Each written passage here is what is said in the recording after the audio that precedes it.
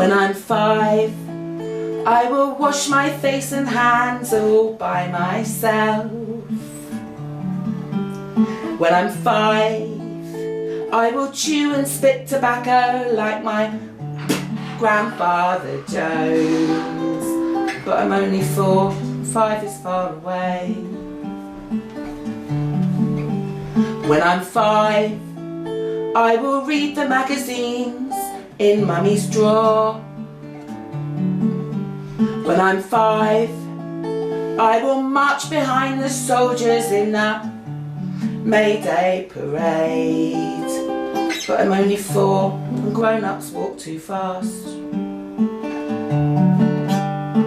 Yesterday was a horrid day because Raymond kicked my shin and Mummy says if I am good she'll let me go to school in August. Daddy shouted loud at Mummy and I dropped my toast at breakfast and I laughed when Bonzo licked my face because it tickled. I wonder why my daddy cries and how I wish that I was nearly 5. When I'm 5, I will catch a butterfly and eat it. I won't be sick. When I'm 5, I will stamp in puddles, laugh in church and marry my mum. And I'll let my daddy do the washing up. If I close one eye, the people on that side can't see me. I get headaches in the morning and I rode on Freddie's tricycle and everything was funny. When I ran down to the sweet shop then I fell and bleeded up my knee and everybody soppied me. I saw a photograph of Jesus and I asked him if he'd make me 5. I saw a photograph of Jesus and I asked him if he'd make me 5. When I'm 5, when I'm 5, when I'm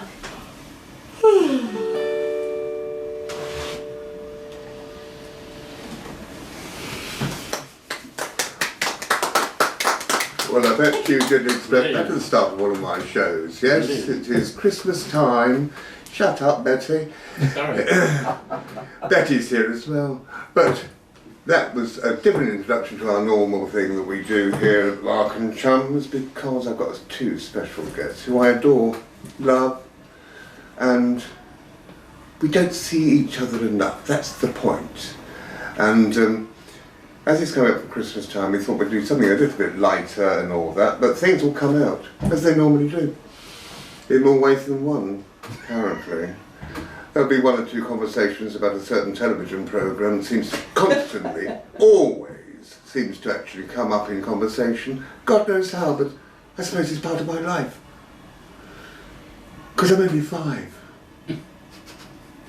It's Tiggery Pokery and Trevor Littledale. hello darling.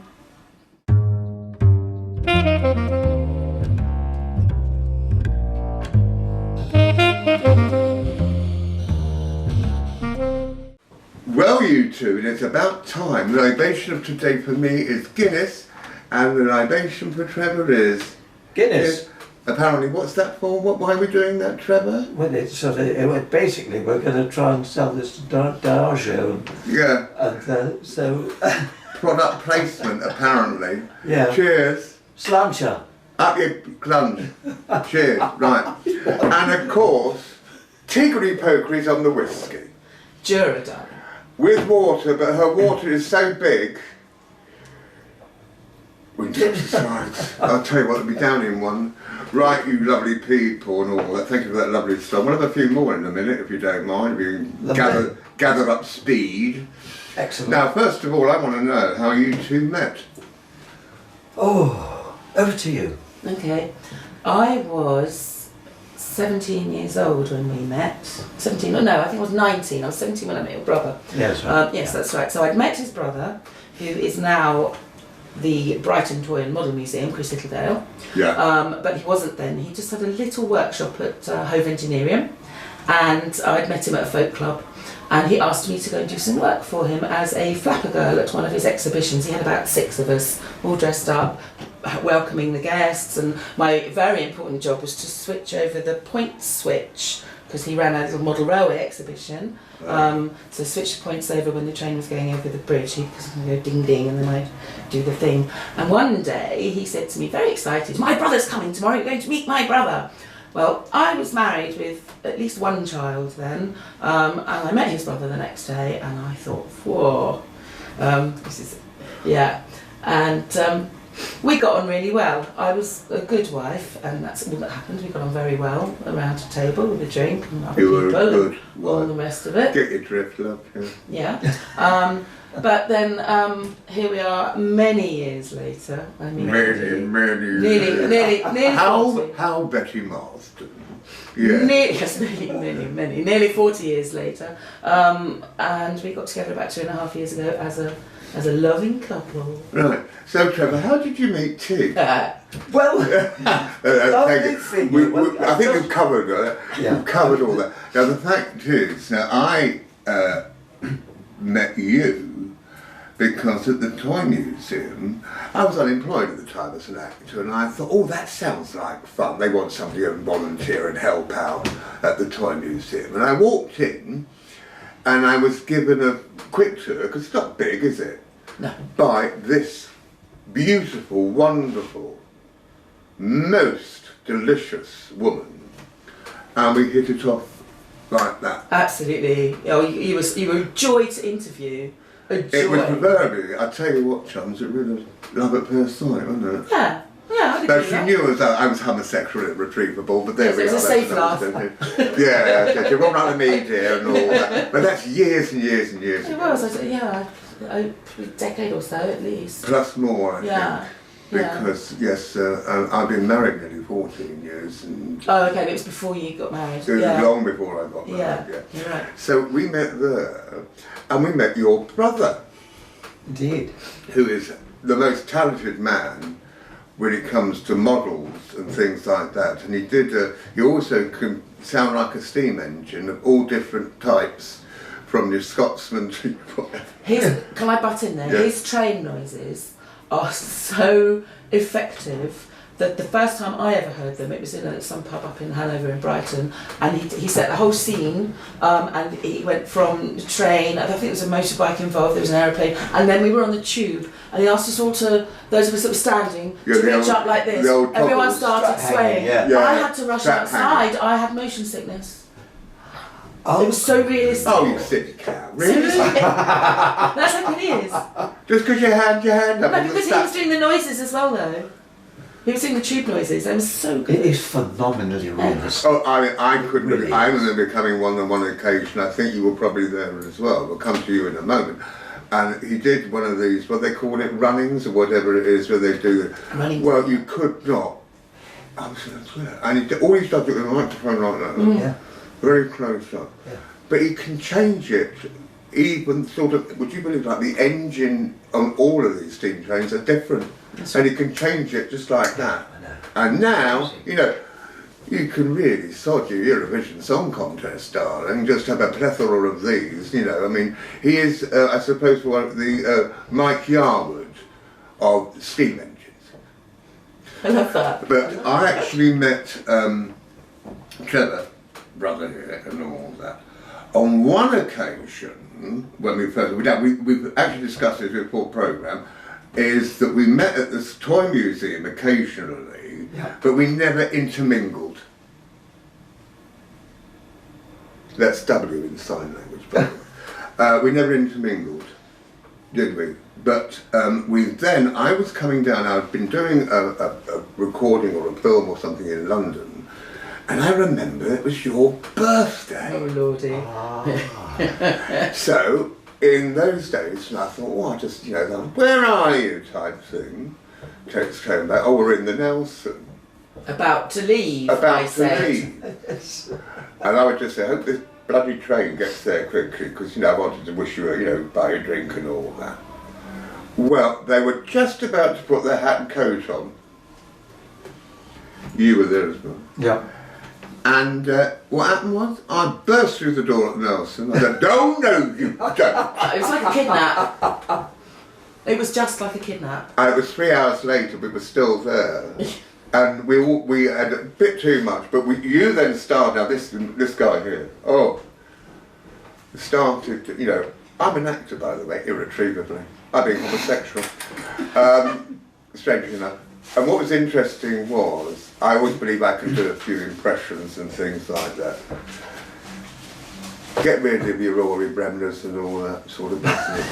Chaps who can do dialects like this, that and the other really get on my tits. Because they're so good.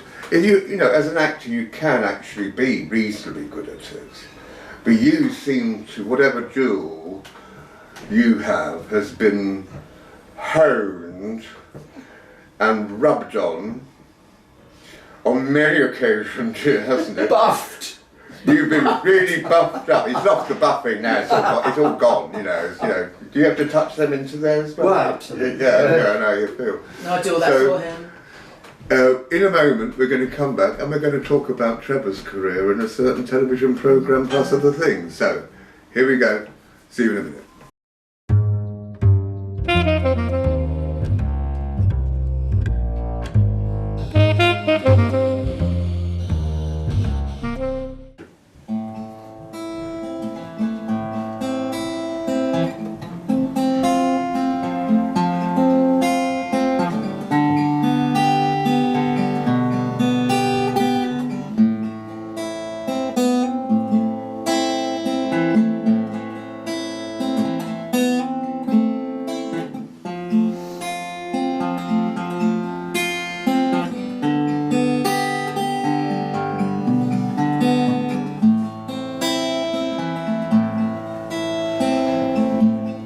Ride the finest horse I've ever seen, standing 16, 1 or 2, with eyes wild and green.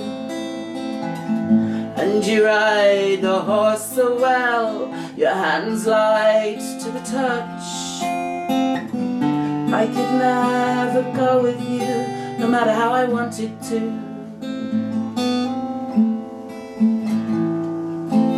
Ride on, see you. I could never go with you, no matter how I wanted to. Ride on, see you. You know that I could never go with you, no matter how I wanted to. When you ride into the night with not a trace behind, run your claw along my gut one last time. I turn to face the empty space where you used to lie, and look for a spark to light up the night through a teardrop in your eye. Ride on, see you. I can never go with you, no matter how I wanted to. Ride on, see you. I could never go with you, no matter how I wanted to.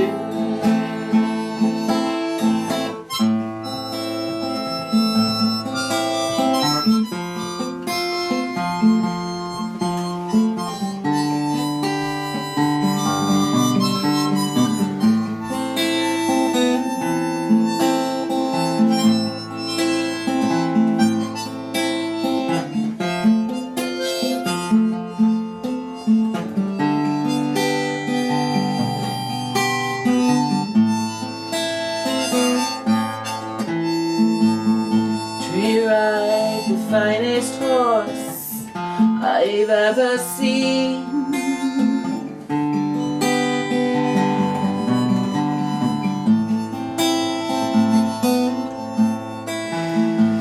he ride the horse so well, hands light to the touch.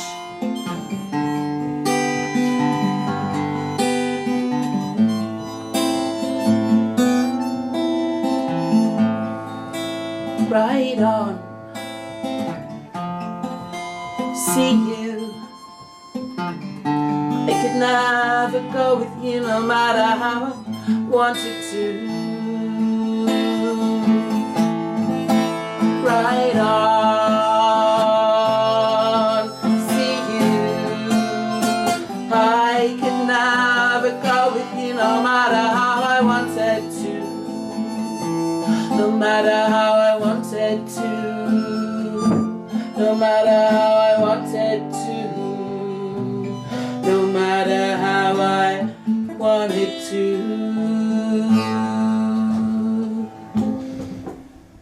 And welcome back. Yes, I've been fiddling with my phone to get the wonderful CV we've got out, because we have something in common, Trevor. We do indeed. We're both actors. Indeed. Well, me to some extent, if you can call it acting. I always say to people, you know, if you've ever trouble sleeping, I put one of my films on, darling. It'll make you go to sleep much quicker. And you know what I mean? Yeah. But we also have something else in common, rather in the acting as well. We've done Doctor Who. We have done Doctor Who. You've done a damn sight more Doctor Who than I have. I'm looking at my phone because I can't remember. And not only Doctor Who, you've done things like Blake 7. Yeah. You've also done Bernie Summerfield. That was the first one I ever did, was Bernie Summerfield. Yeah. Sapphire and Steel. Oh God, yes. Gallifrey. Yep. Ghosts of Albion, Yes. which I think you wrote. How many episodes is that? No, I didn't. No, he's credited, but it's just I did do it. I was just one of the actors. One of the Yeah, parts. but the one thing about this is not on telly. This is almost like radio. And what happened many years ago, a friend of mine, or a couple of friends of mine, Keith Barnpother, went down the route of real-time pictures. It was my idea in the first place to interview people from the programme, be it, you know, the tea lady to a doctor and all that. And he has done very well with it. But the other person I knew very well, who also was in the famous 5 original Southern television production, is the extraordinary Gary Russell, who became script editor on the Sarah Jane Adventures. He never script edited, I know a lot of script editors, but he never, from Doctor Who, but he never did that, but he did that one. And so there's a long history there. So Big Finish started up doing the audio purely as a fan-based thought. Yes. It was just to do, you know, because Doctor Who, as you know, was taken off the air from '89 all the way through until Paul McGann came back in that one-off. That's right. Yeah. So to actually give the fans fodder, for want of a better word, they started doing these fan-orientated audio plays. So it's not books, it's actually like an audio drama. Yeah. And you've done quite a few of those. Do tell. I have. The very first one I did, which I think Gary Russell directed, was Bernie Summerfield. And I was thrown in the deep end because I was playing this character who literally morphs into a monster. So I would speak at sort of a normal speed, and then Gary said, all you do is when you sort of see the red line on the script, because these are wonderful things to do, aren't they? Because you don't have to learn lines. I love it. I love it. So do I. Because you get the script. You get the script about a week before. You read the whole script. Well, I do. I read the whole script. Oh, you get got the it well. story. Well, some actors don't. Some actors just say, where's my part? Where's page? I No, do don't. that. I'm on to page 10. When's my next page? Well, that if you do that, you don't get the shape of the story. So I always read the whole script through, and then I go back and look at my part. So where it was underlined in red, when my character starts to change into like this hairy monster thing. And Hairy Gary monster said, thing. well, it was Is that how you envisioned it? That we were told that's what it looked It like? was kind of a blob. I became a kind of blob. It was just complete. Remember Steve McQueen at all this time? He's still in the theatre. Steve McQueen. Doing the Blob? In the Blob. Yeah. Practically his first film, wasn't it? What's his first? Yeah, almost. And all they told me to do was just slow my dialogue down a little bit and break it up. So that's all I had to do. I heard it on playback. I was so going, They've been modulated. They put it. they did something very clever with it. Yeah. Well, I knew and he's still alive. Even now, the lovely Dick Mills, who did special sounds for Yes. the TV series Doctor Who for God knows how many years, and he was able to, if you wanted something special in those days, for like a Doctor Who convention and all that, we could go along, and if there was a bit of script that needed, he would do it and turn it into a ring modulated voice like a Dalek for us. Yes. I mean, but it's a step. These days, anyone can do it, literally on a phone. I'm sure you can now. Not on your. I've just seen his phone. Not that. It's one of those. Yes. Right. Yeah. So I'm just looking at that one, and it is Lisa Bowerman played Bernice. This is a spin-off of Doctor Who. It's not Doctor Who. It's a spin-off. Miles Richardson. Thomas Grant. Oh my God. Yeah. Where are you? Oh, Nicholas Briggs. Well, he's always in Doctor Who now as the narrator. Yeah. Gary Russell. God, there's a lot of people in it. There were a lot of people, yeah.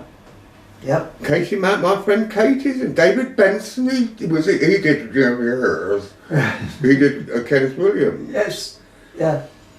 Bloody hell. Richard Frankener, he's dead now. He played Captain Mike Yates, lived down the road, and he died this year, unfortunately.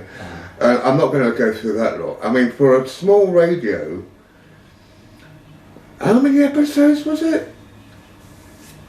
I don't know, I just did the one, I think I did another one later, but for that one I was just in that one. Well, there is so Turning many into a people in it. I mean, I can't say Baldred's in it. God almighty. Yeah. So that's Bernie's, mind you, that is probably all the stories and all that. But away from doing like spin-offs, like and other shows like Blake 7, what the hell did you play in Blake 7?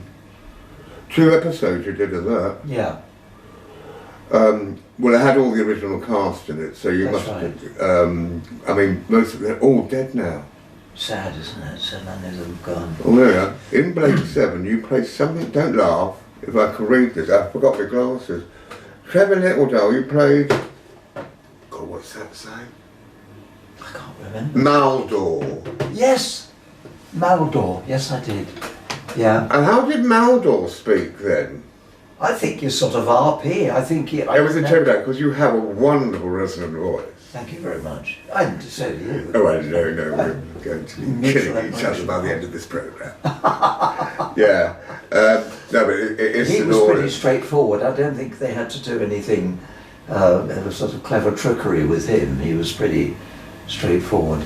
Well, when I was a casting director and an agent, on my books was Brian Cobby, the golden voice, who became the voice of the personnel voice of the speaking clock. And he was very sonorous and all that. Right, lovely man, loved a martini cocktail at about 5 in the evening. Someone would pop round, he lived in Brunnies. Gary Russell got in touch with me and said, I understand you've got Brian Cobby, voice of the speaking clock. At the third stroke, the time by accurist will be 3:25 precisely. Excellent. Beep, beep. He didn't have to just sit there all day doing that. And I said, yes, I have got Brian Cobby. We'd love him to be in a Doctor Who for us. And I think it was Colin Baker was the doctor in this one. So they got him, he went up to London because he was dodgy, he had kidney problems, he was dodgy on his feet. Huge, tall man. Very, very, shall we say, although deep sonorous was rather fey. Batted for my team, in other words. And he went up and all that, did all the voice for this. He was playing the monster like you did in your first one. I remember he got it back, he couldn't tell you. I could have done it. Because it had been so processed. He said, well, actually, Mark, I'm very disappointed in that. I said, well, actually, to be honest with you, to use your beautiful voice like that and then completely, so I'm going to use the word bastardize it, is ridiculous. You know, if they wanted to do that, they could have got anyone who could play a legitimate part where they can actually hear your sonorous tones. Yeah. I was asked if he would go and do it on, and Brian turned around and told them to F-O.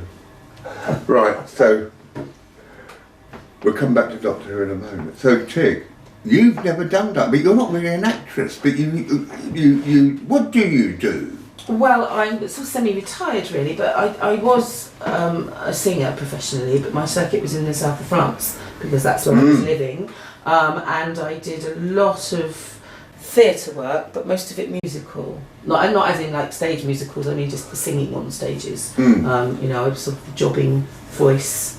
I had a wonderful, wonderful guitarist and a pianist who had a platinum disc, so a really good team of musicians who they really elevate a singer if you play with them. You know, I like with acting really, I mean, you know, the higher the level you're working with, I think it elevates your performance. People then decide, well, I want to work with you. We lift each other up, don't we? Yeah, exactly. Yeah. So that's kind of my performance background. And actually, while I was listening to you, I remembered that when I was about 17, I was involved in making a fan film, a Doctor Who fan film. I don't know who it was by or whatever came of it.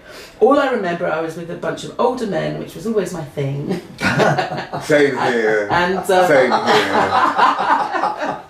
And we were in a very muddy field, all dressed up in outlandish costumes that we'd been given, and bits of silver on our faces and things like that. And we had to sort of do a rhubarb.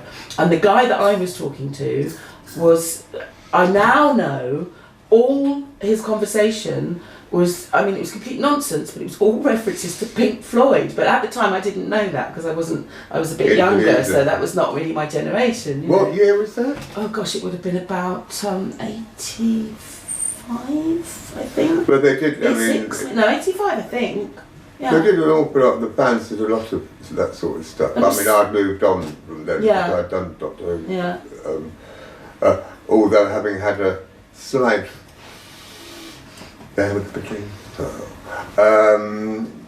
I moved on from the fan element of Doctor Who because, you know, I always say these days, time to put away childish things, you know, that you enjoyed then. Of course it is that. So you're not but I mean ending up like you have when you did do it, and you did a brilliant job, and the do's we did at the Toy Museum. At the Toy Museum, yeah. I mean, I like to think I'm pretty good at events organisation, and I do have some good connections. You were fantastic when you came in as the celestial storyteller, and you followed in this one's footsteps. He was the first ever Santa Father Christmas at the So what you did known Mark a while.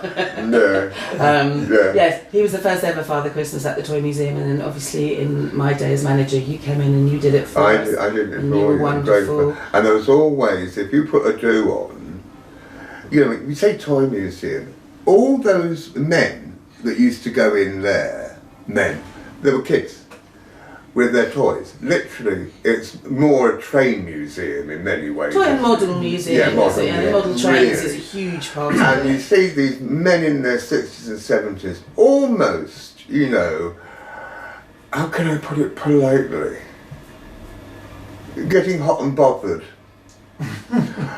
over, you know, seeing this old train going down the track, which would normally have been renovated by Chris. Often, yeah. And I mean, all the huge that. bulk of it is And Chris's private absolutely, collection. some of them in tears. But Tig, you used to put on, that's why I went, because obviously, I mean, you went a couple of times, didn't you? Yeah. We did, you know, we did things like, you know, you'd put a huge spread on. Oh, we always used to, we had lots of lovely volunteers that would come and help, and we'd get, you know, one of the local companies in to do a bit of catering. Yeah, that's why I went. Run a bar, because bars always make a bit of money, and the Toy Museum's a I registered enjoyed charity. being ex-air crew, you see. I was having to go around with my trolley. Oh, that's it. Would you like a canape? Is it on the trolley? Is it on the trolley? Yeah, but there was one occasion even more special to me, and I think everyone around us, lest we forget, hence... Yes, of course, with David and... Where's it gone? That's that, yeah. Lest we forget, I thought I put this on. It started in 1921 after the 1418 war. Legion, the British Legion and all that. We did, what did we do? Tell me about that. We did. I think we called it "It'll Be Over by Christmas," didn't we? Yeah, that's yes, right. And we had a series of, it was all different things, wasn't it? We were reading letters from the war. I sang a song about a woman working in a munitions factory and had dressed up. You've got your lovely friend David Ramel. Ramel, he dressed up as a First World War soldier, right. which we borrowed the real one too. That's and right. we borrowed that from the lovely Nelson Ward, his name is. Yeah. I had to go and collect it, and of course I was going to play that part. But I couldn't because I was too fat. And David Ramel was the right size. He did a poem. I think he did a poem, yes, and Chris Littledale did something. You were busy doing something else. I think you might have been doing your one-man show, which I'm sure Mark will ask you about later. Yeah, so actually it was around Christmas. You might have been doing Father Christmas at Harrods, which was another of your regular gigs, wasn't it? Yeah. Mine was study. Yeah. So we did that, and we did it. We split the profits. Although we were a registered charity, I, as the manager at the museum at the time, wasn't comfortable raising funds entirely for a toy and model museum over such an important subject. So we shared it with something like Help for Heroes, or a mental health charity for veterans, or something like that. Right. Yeah. I remember I did it was directed by, you didn't direct it, it was somebody else, and she became quite authoritative, dictatorial I think is the word, I can't remember what her name was. But she didn't actually stop anyone, she came across quite, I remember she was there when we had that. I remember. Was Vic and Christine were doing that? I can't remember. Christine were definitely they were involved. Yeah. I'm sure she might, but yeah, Bing was there as well. One was slightly at the rehearsal was quite dictatorial, and I thought, no, I really can't be with all that stuff, you know. However, it went brilliantly, and I had to stand up. I had a big 1920s hat on, black. It was almost like I was going to dinner, if I remember rightly. There's some photographs. We'll have to find those photographs. Yeah, I've got them. And it was brilliant. And then they gave us lots of drink again. Yeah. And everyone loved it. Yeah, no, it did go down extremely well. Yeah, we didn't raise loads of money, but we did raise money, so that was, that was a good thing. We sold out, and well, the other thing is because didn't put the prices up on the booze because people weren't drinking as much as I thought they would actually. Well, I helped out. I'll just have another vodka. That was after the show because I couldn't have done it without. Well, I probably had one before. But that was it.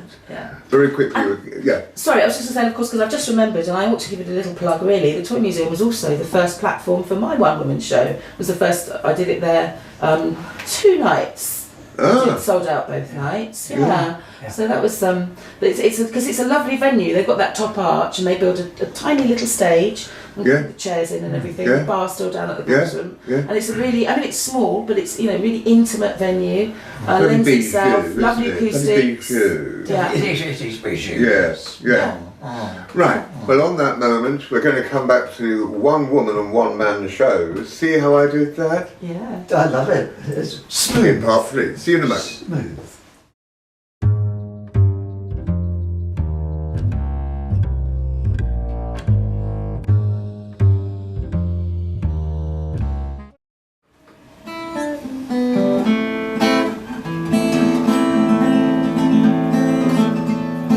It's of a bold astrologer in London town did well, at telling maidens' fortunes indeed he did excel. There was a nice young servant girl living there close by. She went unto the astrologer and she swore she'd have a try. Well, I've heard that you tell fortunes, sir, will you tell me mine? Says she. Yes, my dear, without a doubt, if you walk upstairs with me. To walk upstairs with you, kind sir, I'm sure I am afraid. She said it with such modesty, as though she were a maid. What do you mean, you buggering flapdoodle? I am a maid. To walk upstairs with me, my dear, you need not be afraid. Seeing how it was but the other night, you with your master lay. I did not. Then she began to curse and swear that she would have Master Marie. Can you believe it? I'm going to go and get him, he'll tell you. As witness call for him and her that it was no such thing. You need not curse or swear, my dear, it'll make the deed the worse. The crown piece that he gave you, why, you have it in your purse. Indeed you can tell fortune, sir, you've told me mine, said she. Then out she bought the crown in peace. Good morrow, sir, Said said she. she.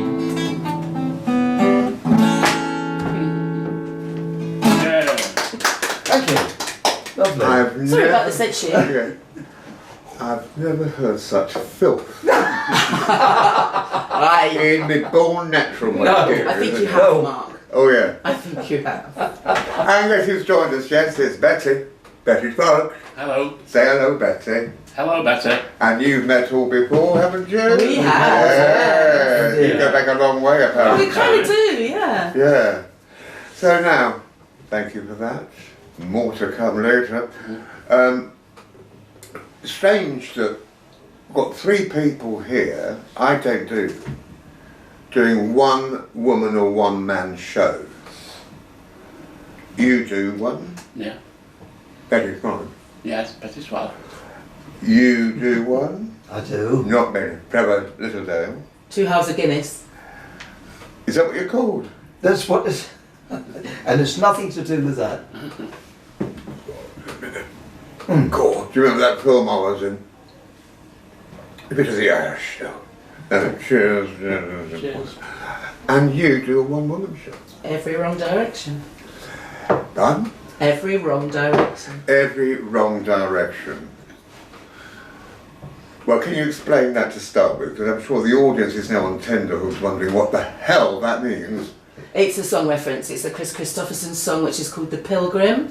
And in the chorus, it's about a guy who he's free, he lives his life, but actually it means he doesn't make any connections, and he finds himself in upstairs in bars with sex workers and drunk in a gutter, and all that kind of stuff. And each chorus it says taking every wrong direction on his lonely way back home. So it's called Every Wrong Direction because it's about a young woman who didn't know her father growing up, looks for him in all the wrong kind of men, and eventually finds him, and he is a bit of that kind of grifter. So yeah, and it's the content of it is kind of the actual story is quite tragic. It's really sad, but somehow I managed to make it funny and people laugh, and it's like a tragic comedy. I guess. Well, yeah, because people want to be entertained, don't they? Yeah, exactly. There's too much, we well know the current situation we're all in, there's too much stuff that goes on out there. No one is entertained. I mean, rolling news is just vomit-inducing. But when you can go out and actually, even if something you're doing is tragic in some ways, if it has a bit of a black side to it, even in black comedy, it can actually be a very entertaining thing for people to come away with. At least they've learned something. Absolutely, people do laugh and they do enjoy it. And then afterwards, this show has existed in many formats. I've done it as a half-hour songs linking and just telling 2 or 3 sentences in between telling my story. And as I've got older, I've had more story, so it's grown and grown. That's because you got older. Exactly. You've got more to say. Exactly. At the end of it, you never done War and Peace, never shut up. Oh my goodness, can you imagine? And each time I tell it though, afterwards, in whatever format it's told, there's a queue of people waiting to talk to me about their family dynamic. And it may not have anything to do in common with my story at all, but something about me talking about my family, my search for my father, makes people think about their own history. Because you've not been at all well over the years. No, I've had a few issues. We did a show, didn't we? We're not well. Oh, we're not well at all. God knows what's wrong with her now, but there we are. But tell us a wee bit about that before we move on to Trevor. Okay, so when I was living in, I lived in France, as I mentioned earlier, and I came back on a visit. I came back to stay with my daughter for 6 months, because also it was, I had gigs lined up going forward in France, but I had a bit of a hiatus. So I came back for 6 months, just took a job in a pub in Lewis. Stayed with my daughter and sort of, strengthened some family ties and all that sort of thing. While I was here, I fell sick and I had a condition called ulcerative colitis. I was rushed to hospital because my insides literally just fell apart actually. I was dying. I had major surgery where they lost me on the table. I don't mean they physically lost me, they knew where I was, but I died for a few seconds, twice in 1 week, because when the surgeon was operating on me, and I think this is really important, he did my surgery keyhole without any discussion with me, because he assumed that because I'm a woman, I wouldn't want the scars. And then he said, now he's a Doctor Who link, afterwards, he said he wished he hadn't because I was fatter on the inside. And yeah. Does your console go up and down, do it? I really don't know.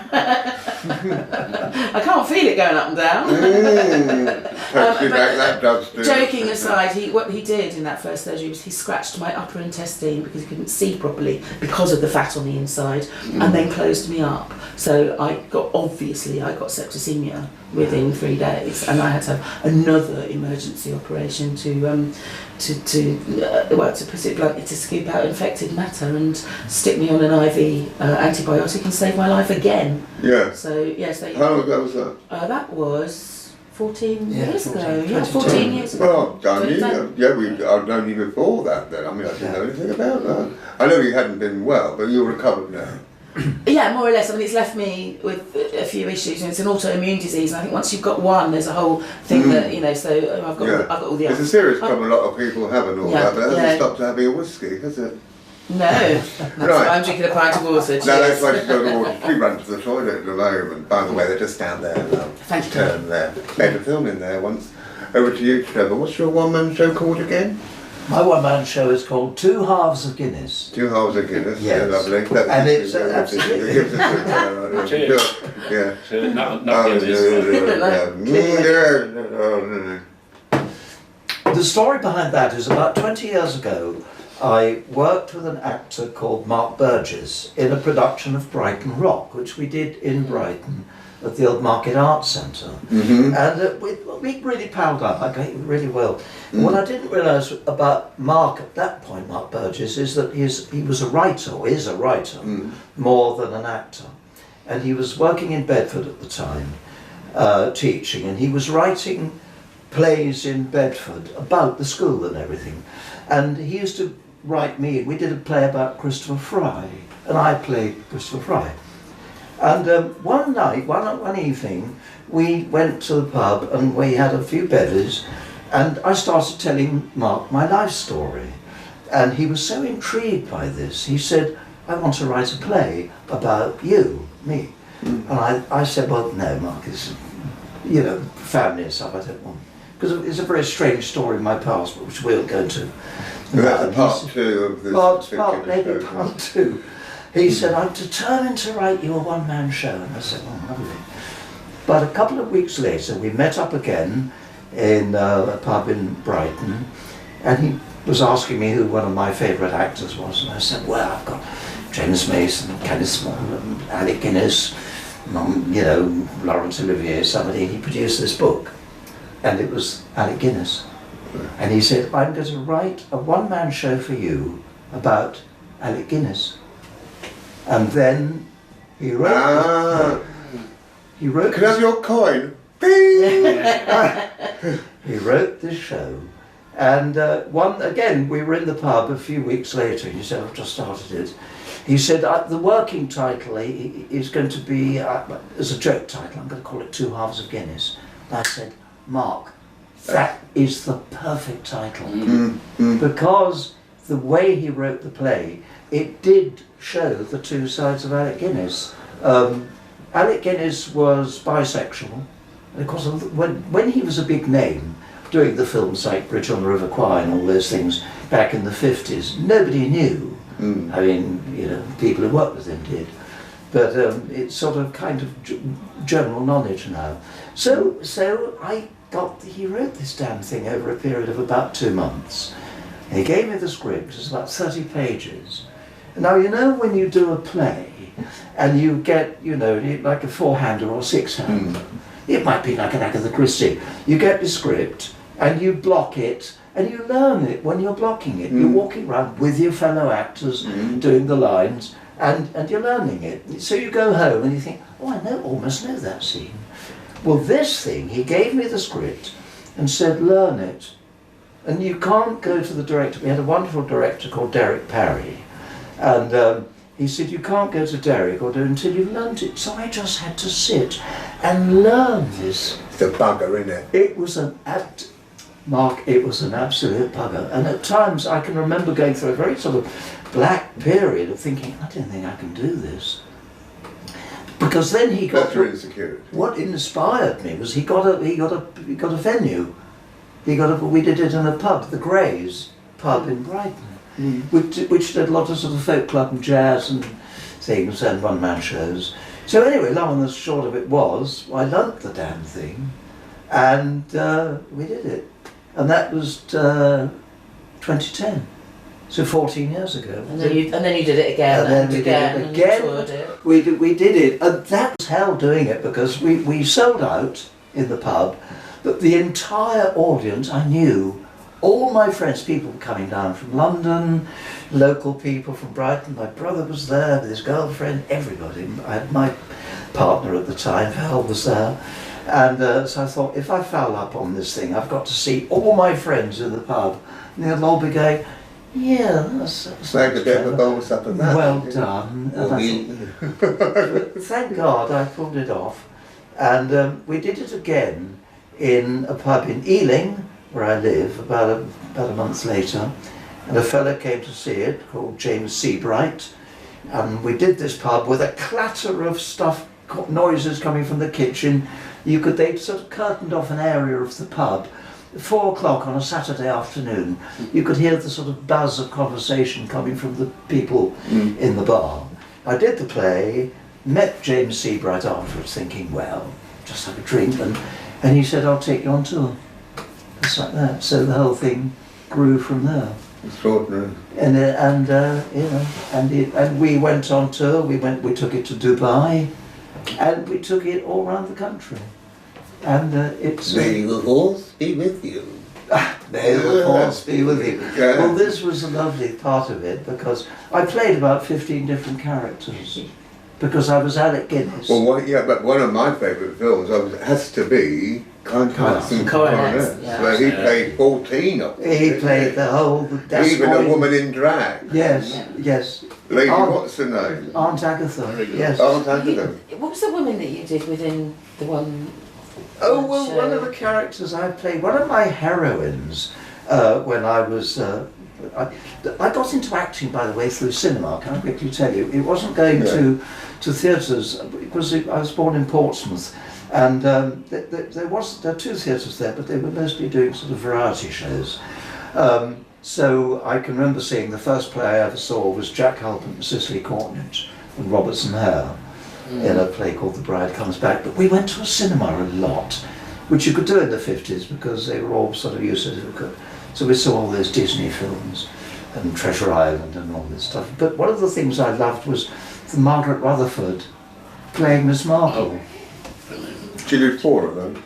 They did 4. And she did cameo as well. She did, well done. In 8 and the Alphabet Murders. The Alphabet Murders. With her husband. Yeah, Stringer Davis. And adored her. I just loved her. She hated doing it. She did. She said, I'll only do it, she said, I'll only do it if Stringer's in it. That's right. She wouldn't do it any other way. Love the music. Ron Goodwin's theme. Yeah. Beautiful All piece of that. music. And you know, talking about Cicely Courtnidge, she was the first mum on television and on the buses with Reg Varney. Oh my God. Good Lord. Not a lot of people know that. I should be on Who Wants to Be a Millionaire. You should.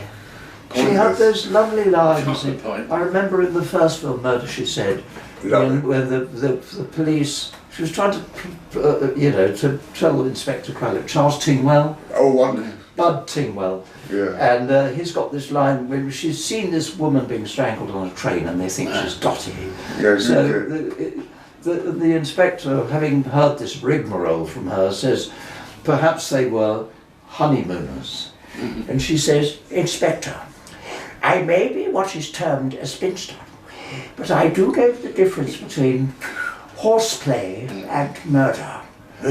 And looked at him as only Margaret Rutherford. And it was just a joy, those films. Timothy Spall actually played Margaret Rutherford on stage during a one-man show, so fantastic. Yes. That was better. Although I adored Timothy Spall. I adore One- Margaret Rutherford. And Margaret, she is for me the first dame of film. Yes. Although she did an awful lot of stage. I mean, she did stage with Sid James and all that lot, Yes. you know. Solid Gold Cadillac. You know, Yeah, Look, and yeah. you could do it better than me. Going on, you know, when she said, "Oh, do you come back for bacon and eggs?" Oh God. You know, she'd always have Yeah. you know people round for, Yes. for breakfast, no matter if it was after a show. Yeah. She could make a line quite sensuous. There's another line she had to her husband in the library, and she meets him and she says, "The police think I'm dotty." And as she leaves the library, she just turns and says, "Hot buttered crumpets for tea, Yeah. Mr. Stringer. If I you can't care tell to you. join me." Gang, I can't tell you how many times I've seen those, because there's Murder She Said, Murder of the Gallant, Murder Most Foul, and Murder Ahoy. Yeah. Yeah. Two of those are actually based on a Poirot. Yes, they were. And Ahoy was not Agatha Christie. No, it wasn't based on anything. But anyway, Poor Agatha yeah. Christie hated it. Yeah, I Yeah. actually enjoyed it. No, of course, my chum, our chum, Ty Jeffries, Oh, the yeah. Lionel Jeffries' son, Oh God, yes. Yeah. was in that last He one. was. Yeah. With, Yes. with Bernard, not Bernard, what's his name? Lionel Matthews. Jeffries. Lionel And Matthews. what's her name? It was in Gimme, Gimme, Gimme, and also Carry On Kathy Teaching. Burke. No, the woman. It was in Carry On Yeah. Teaching. I can't remember if she's Oh, dead. God, And played the matron in on the ship in Murder Ahoy. But all that sort of era. Oh, yeah. I'd But say. the music for that era is fantastic. And Ron Goodwin's theme is it's played on a harpsichord. He plays it really well. I can play the whole thing. Yeah, you can, yeah. What, on what? Play piano? No, yeah. Oh, I fantastic. mean, I have we've seen playing the organ Oh. too. But what's Margaret Rutherford got to do with Two Hearts of Guinness? Well, Out one of the curiosity. characters I got her because there's a scene where he, and it's a true story. He thought he got a scholarship to RADA, and when he got to RADA, he found the scholarship had been cancelled.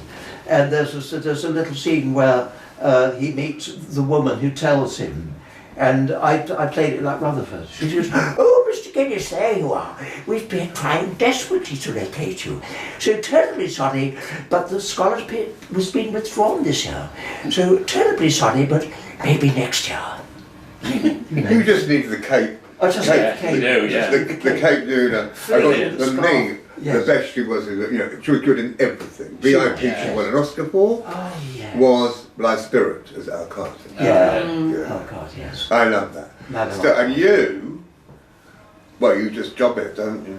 Well, I've done a lot of stuff that other people have given me, and it's been very good. Thank you. Well, with him That is Florence, Mary Hinch. yes, giving me my name all those years ago. Thank God you And- said name. Well, I know well, you're the interview, but I've got to ask, how long have you known each other? oh God, Too bloody long. I think we 81. 81. Oh, okay. Oh, well, We Longer did. than us. Doctor Yeah. Who. He killed me in Doctor Who. Yeah. I tell you what, the wonderment of being able to be a mimic and an actor and a singer. You see, I can sing because I actually did Satan's Crucifixion, you know. Did you? Yeah. And who was Catholic that? Cathedral. Oh, my word. Yeah. God. Fling wide the gates. Fling wide the gates. Oh, I didn't realise it was that. Only on Saturdays. Yeah, and and of course, I mean, I did a few musicals too. I mean, I was in Oliver, Oh yeah. and I also did the tour with Don't Laugh, Jess Conrad, Oh, my God. Well, he In- wasn't. Who was he playing? Joseph. Dear, this is Of years course, ago. Of course, of course. I Sorry, mean, I'm still he's talking nearly about 90 Oliver. now. I Still thought- looks good. I thought we were still talking about Oliver. I thought Jess Conrad can't play Fagin. No. He couldn't. He's still as good looking as he was then. And he I was. bet he I mean, is, I've said this actually, yeah. before. He was on tour. We were at the Marlow Theatre, Canterbury, and he said, "You know what, Mark? I always look better in black and white." Because he was a teen idol back in his early Yeah, days, before he yes. became a musical thing Yeah. and all that. Have you done any musicals like that, either of you? No, I've done pantomime, but never musicals. Oh, do tell, which ones have you done? God, that- Because it is panto season. Oh no. Oh no, it isn't. Oh, Yes, it is. I'll go on with anybody. The last one I did was was Russ Abbott.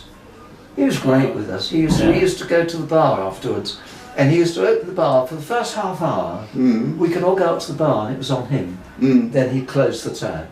And it was great. It was great fun. Because was Bella Emberg in that as well? No, she wasn't. No, Was Dennis with him then?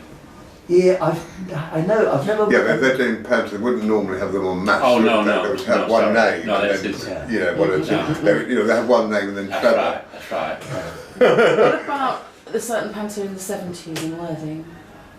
Oh, for goodness sake! I did a panto at the Connaught Theatre in Worthing, Lovely. and I think it was Dick Whittington, I think, and. Go on, do the line. Go on, do the line. The story behind this is that I played a minstrel, and I mean I was basically chorus, but I was this minstrel, and I had this little scene where I came on stage with a guitar, and I played about 4 to 5 bars of Greensleeves, and then the chorus all come on and join in. Somebody takes the guitar off me. We go into a dance routine, which was sort of Greensleeves, and then went into the like, summer is a coming in, loudly sing cuckoo. We did a lot of sort of the old folk songs, and it was all kind of. And one year, one matinee, there was a little girl in the audience with her mummy who came to see this show. And here's this A little bit of an age gap between us. Bit of an isn't age it? gap His between range- us. His doesn't show, of course. We weren't going to make any comment on that, but now they've said it, you can see that, can't you? And yes, I was at that. And I remember it because I remember seeing the man with the guitar and really enjoying it and being really, I think I was about 7, and I was really angry when they took the guitar from him and all these people came on with these stupid little wraparound skirt things and stuff, leaping about, clumping about on stage and ruining this lovely... Were you saying to so angry. yourself at the age of 7 and said to your mummy and saying, I'm going to see more of that? No, of course not. It's just that as we've sort of, I mean, I've known Trevor a really long time as a friend, but when you become more intimate, obviously you kind of share lots more stories. Sunday morning, Well, of course sitting in you bed, do, and all telling them, that, yeah. oh, and I did this, and there's a story about that, and I worked it out. I was like, oh my People god. think that, we're Siamese twins, and all that. They think that we're an affair. We've been friends, I mean, he's my best friend, aren't you, really? Yeah. Male-wise, I've got best friends who are female. I've got one with Jill. Yeah. But we haven't. I mean, we've had arguments and ups and downs and all Of that. course, yeah. And then you don't see somebody for like 10 years, and they pop back into your life, and then somebody becomes a bit of a and stabs you in the back about something that is you can't do anything about. And of course, what one tries to do, I'm sure you're the same, is give the olive branch and say, well, come on, that's too short. Absolutely, yeah. Sometimes, of course, you just sort of grow out of people, don't you? Sometimes you just don't have anything in common anymore. I feel very blessed that with both Chris, Trevor's brother, and Trevor, this relationship is the friendship more than anything. I mean, I love you absolutely dearly, I do, and I hope this is it now forever. No. But No. the friendship first, Lovely. and we stay just want to know, friends. darlings, Yes. does Betty and I have to buy a hat? I don't think so. This man is not divorced and has no known children. In other words, he's never married. And so I don't think now that's going to be very likely. But we could have had a knees up on I want him to marry me and for us to continue to live apart, just so that when he dies, I can have his decanter, because it's a beautiful ship's decanter. Yes, And I want remember, that- I I'm want that to be married and I mine live one day. apart. That's all I'm you want. married and That's I all I live want, apart yeah. from my husband. But we're about, because I'm about to go to senior housing because of my mobility problems and all that, and he's moving in with me. People say, you sure? I said, yeah. But what did I say 14 years ago? When we got married, you said to the VT that was Kevin was doing, he said, well, do you think we'll last? He said, no. He won't last. But it has lasted purely by the fact we haven't lived together. But he's older now. He's 26 years younger than me. Yeah. Incredibly beautiful in Costa Rica. You've met him. I've met him, because he's gorgeous. He is. Yeah. He's got a brother. He's got they were twins. I got the better deal. Because his brother's gone bald. Yeah. Well, we're coming to the end of our programme now. I've had a ball Have you enjoyed this? Great fun, thank Loved you. it. Thank you for having Absolutely us. loved it. It's Yeah. easy to do little programs Well, like they're this, great isn't it? fun. You know, don't plan anything No. because it'll all go tits up if you plan it. I want to do more. Well, I'm very interested in actually talking to you, which we will in a moment about. Oh my goodness, I can't do this voice as much as you can. And we could probably do something like that in future, and have you along as well, and you turns up. Well, we can tag along, can't we? Whatever, yeah. Sit in the corner and sneeze together. Tick and tag along, and Betty will just follow. So on that I note, follow, I'm going to yeah. say my goodbyes and all that. Thank you very much, Tiggery Pokery. Thank Thank you very much, Kevin. No. No, Kevin. Can I do that again? Spacey. No. I was thinking of Kevin because Kevin was doing his. That's it. That's how we were doing the video. Yeah. Kevin was when I got married. That's right. Keep that in, Stephen. Here we go again. We'd like to say thank you very much to Tiggery Pokery for coming Thank you. today, and Trevor Littledale. Thank you very Not much. Kevin. And thank you to Kevin, who's not here. Thank you to Betty Swallows, Thank of you. course, who's always here. And it is goodbye from me. And remember one thing only: be safe. You've got somebody around this Christmas, you know, that you know of that hasn't got somewhere to go. Just make a space for them at your table, will you? Sure. That'll be really, really good. Merry Christmas and Happy New Year from all of us here at the Fox.